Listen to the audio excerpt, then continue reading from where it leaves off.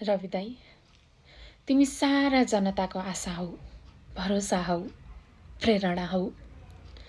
तिमीमा यस्तो दिव्य शक्ति छ, त्यो शक्तिले तिम्रो वरिपरि मुडारिएका भस्मासुरहरूलाई भस्म पारिदिन्छ। सारा नेपालीलाई थाहा छ दाई, तिमीले कति दुःख कष्ट भोग्यौ भनेर।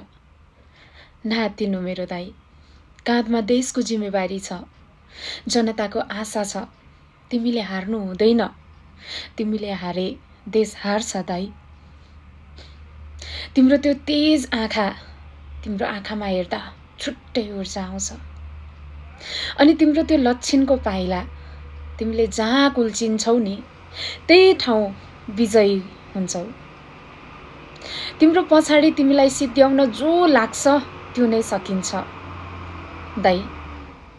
तिमी धेरै नेपालीको आशाको केन्द्र भइसक्यौ। अब तिम्रो पालो आएको छ, त्यो आशाको दियो निम्न नदिनु है।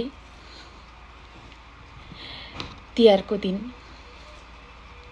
तिम्रो हरेक दुःख पीर हटुन् भनेर सप्तरङ्गी टीका लगाइदिएको थिएँ।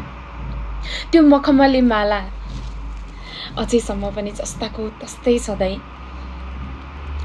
दैलोमा ओखर फोर्दा साँच्चै तिम्रो अघि घुमिरहेका दानवहरूको टाउको फोर्दैछु जस्तो लागिरहेको थियो। ती तेलका रेखीहरू लगाउँदा तिम्रा अगाडि मुडारिरहेका दैत्यहरू चिप्लिरहेको आवाज भइरहेको थियो। सत्यले कहिल्यै हार्दैन दाई, तिम्रो जित हुनेछ, हाम्रो जित हुनेछ। यो बहिनीको आशीर्वाद सधैँ छ दाई तिमीसँग।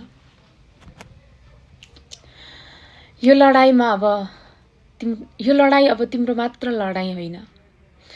यो लडाई त अब सारा देशप्रेमी, न्यायप्रेमी नागरिकहरूको पनि लडाई हुनेछ। यो लडाईमा सारा नेपालीहरू तिम्रो साथमा छन् दाई। हामी जित्छौँ। हाम्रो सुन्दर नेपाल बनाउने सपना साकार हुनेछ एक दिन। बस तिमी थाक्नु हुँदैन। चितवनबाट सुरु हुन लागेको समाधान र सम्भावनाको सङ्कल्प राष्ट्रिय स्वतन्त्र पार्टी प्रतिशोध होइन सुधारको यात्रामा अटल छ।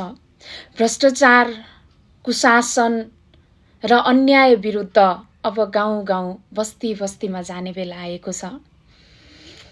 यसै क्रममा जनयात्राको शुभारम्भ यही शनिबार चैत्र 23 गते देवभूमि चितवनबाट सुरु हुँदैछ। न्यायप्रेमी नागरिकहरूको ऐक्यबद्धता अपरिहार्य छ।